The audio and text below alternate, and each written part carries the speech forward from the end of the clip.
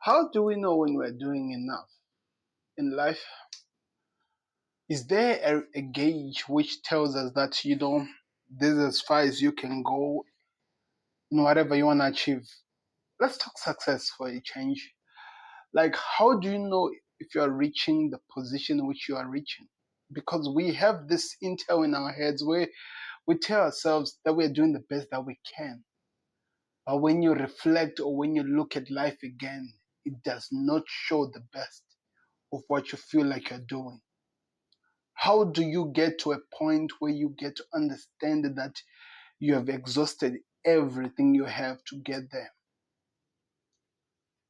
Because I always ask myself this question sometimes, and I like to play around with my head. And sometimes I question a lot of things about where I am in life, what I'm doing, if this is enough, if this is what can count enough, not only for me, because we've passed that level where we look at myself, I look at also at my family, I look at my little girl, I look at everything that is around me, and I ask so many questions.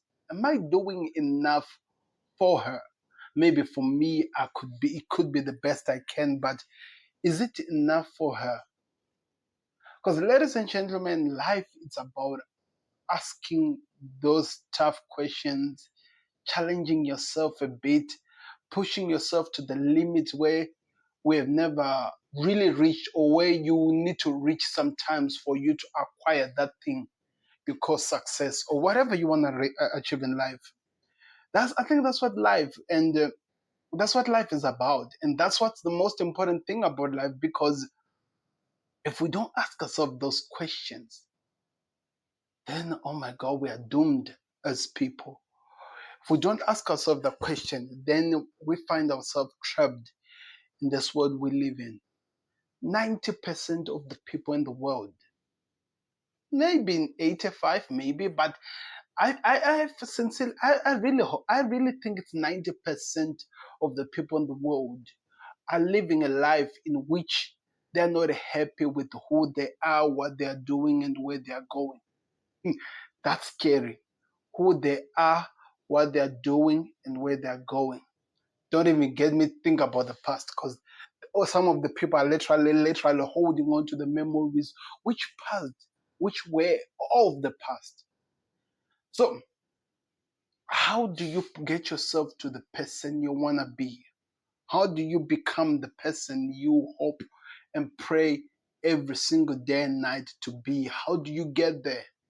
Well, in some of the research I was doing and some of the things I was learning, I suddenly discovered something about life. Because when I was at school, there was a saying that we used to play around, which a lot of parents use it, and I think even up to nowadays they do, where they say that God blesses those who bless themselves, or maybe God and bless helps you to achieve if you put the work to achieve that.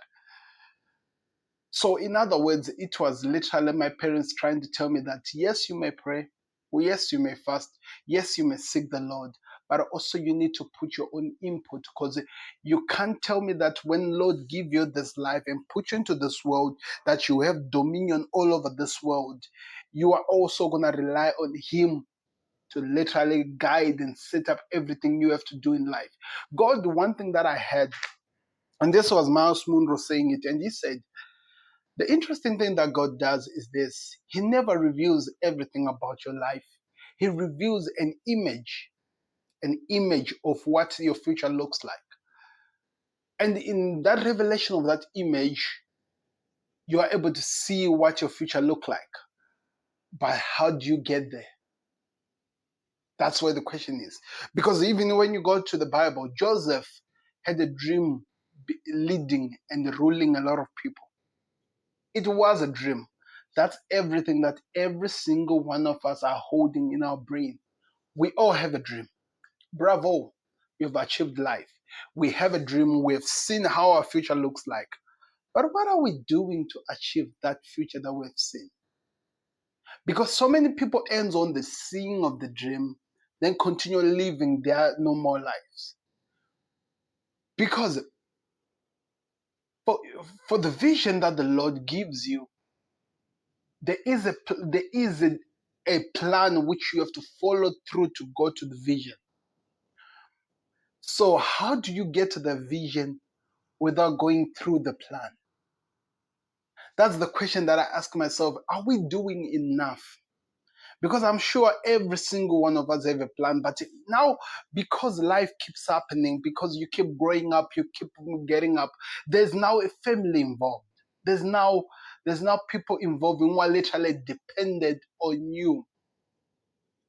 Yet while dependent on you, you are not happy yourself with what you are doing. Then how do you get away from that trap? Ladies and gentlemen, I think this is an interesting video that I'm putting out to the world, that we have to push, man. We need to learn to push.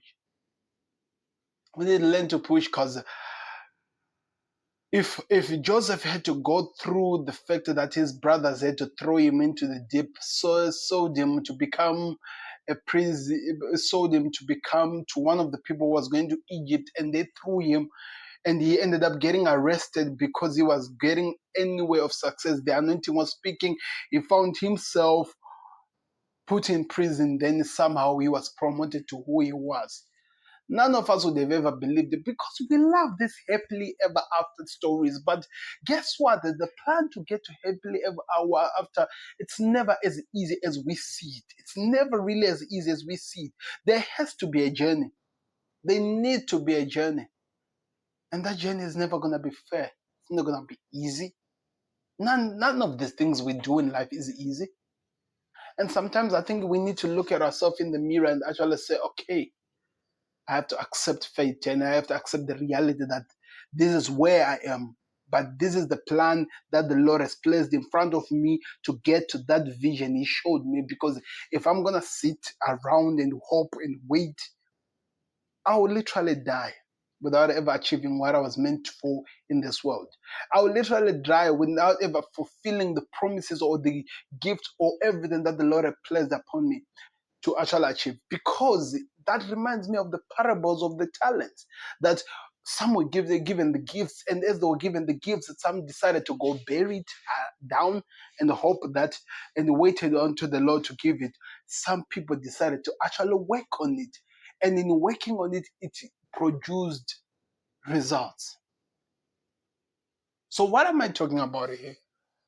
I'm saying that we need to work.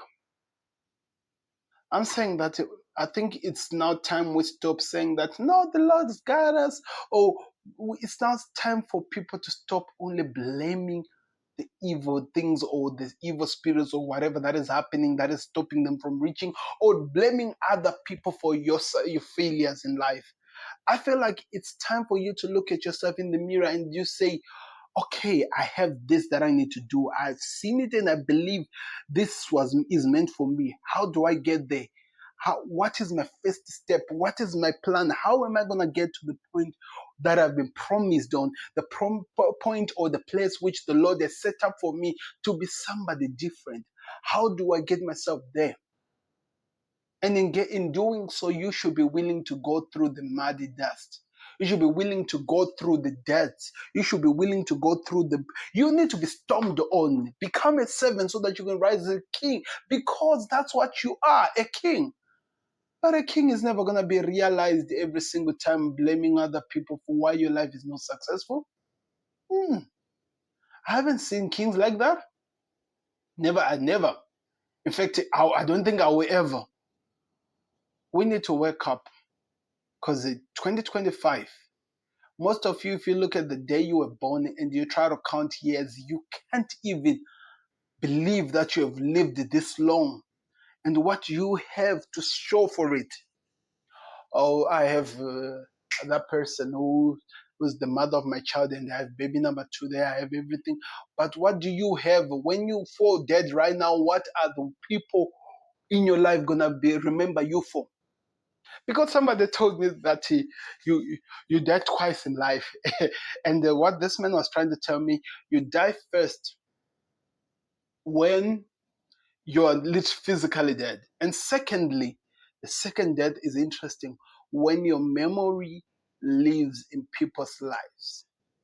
And this is interesting because I think of it and I'm like, okay, That's interesting. So you are telling me, as long as we know the time that Shakespeare died, even the children of nowadays are still in school doing Shakespeare's movie. So they still have him in their mind. While the guy died almost, I don't even know how long he passed away. So that's a man who left a mark in the world. That's a man who left a mark that even now, so many years later after his death, people still speak about him. We talk of people like Michael Jackson. I just heard recently that there's gonna be a Michael Jackson movie, and in that Michael Jackson movie, which is gonna come out in 2025, people are gonna watch a movie of a man who died 2009, 2009. So you're telling me that because it means about 14 years or close to 15 years, I'm not really sure. You're telling me that a man who died 15 years ago is still being praised right now. So it means his second death has not yet come because people still speak of him to this day. What are they going to say about you? What are they going to say about me? Because if you think I'm just here to throw shades at people, no, no, no, no. We are all into this together. Because we have to ask ourselves, what are we doing? We need to find that that line, that thin line, to find exactly what are we doing. We need to learn to push ourselves. Because I was thinking, for the grace and the favor of the Lord to work on me, what have I done to earn it? Because the man died on the cross. He doesn't have to do more than that. He has already done it for us. What have I done for the grace he's offering so that I can be somebody? What am I doing? Who am I? What have I done to earn the favor so that when I've pushed and I've come this high, he was able to promote me? What am I doing and how am I doing it? Those are the questions that sometimes we need to ask ourselves. Because the truth of the matter is, if we don't, then we're going to remain the same person we have been 2 years ago, 4 years ago, 5 years ago, six, some of us 30. Some are even going to 60 and still blaming other. And this is the funny part about us as people. We either blame our parents for the way they raise us, for how much of a failure we are. That never really works. It doesn't matter. Somebody told me, and this is even crazy. I heard a story of a man who was struggling in life, and he felt like he was living in the street, and he was asked, "Why are you in the street?" And he said, "My mother died." And he was asked, "When did your mother die?" And he said, "My mother died in 2002, so I was never able to achieve anything since then." So are we telling ourselves that we are literally living a life where we are clinging on the people who are no longer there to become successful or to become somebody in people's eyes or in people's hearts? We are literally clinging on some things. These are things that we need to ask ourselves questions, people. This is what I'm saying. We need to learn to ask ourselves questions. What are we doing with our life? What are we doing with the opportunity we've been given? Because most of our friends, our peers, some are dead, are gone. They no longer have an opportunity to even come out and speak on the camera like I'm dead. I remember I have a friend of mine who I grew up with from when I was in Zim, and literally when I started school around those times, we were always close. We always moved together. And when I went back home, I think it was around 2019, 2018, I went back and was told that my friend died of a heart condition and is no longer there. And I think about it because I do think of these things and I try to find out what led to this, and I just cannot get it to the bottom of it. But I think if I had stayed with him and maybe watch him, he could not have found himself into situations which led him to death. But he's no longer there. He's no longer there. Yet I am. And when I'm being honest, what have I been working on to find myself to be here? Because the Lord has given us fair chance. Everything's clear. We can make decisions. We can work on things. There are people who are trying to make it in life and they're failing, but they kept trying. And we have this second people who have made it and they're celebrating their success. Some people, we hate them, we blame them, we think that they use our blood to make it in life. Then we have these people who their life is all about blaming other people for their failures. And I'm trying to tell you guys, and I'm trying to motivate us that we need to leave that crazy circle.